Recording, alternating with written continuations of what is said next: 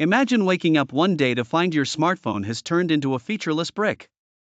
No apps, no internet, just a rectangular paperweight. Welcome to the apocalypse, my friend.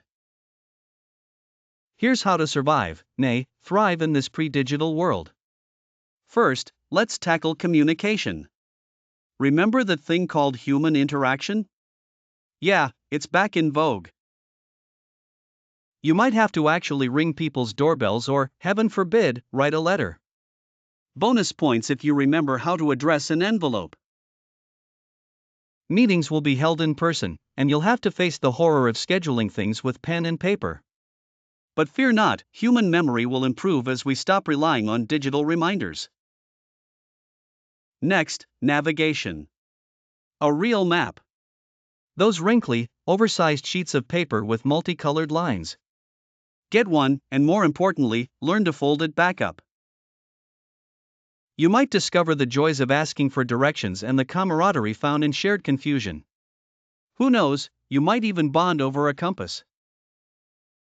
For entertainment, we've got good old-fashioned books, board games, and social gatherings. Libraries will become the new hotspots, and storytelling will be the new Netflix.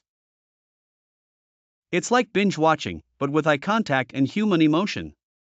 Cooking without YouTube tutorials might seem daunting, but this is where family recipes written on index cards come to shine. That dusty cookbook on the shelf? Your new best friend. Just avoid anything that sounds like it requires more than 3 appliances. For news, we'll be back to newspapers and evening news on TV. Embrace the rustling sound of paper and the smell of ink.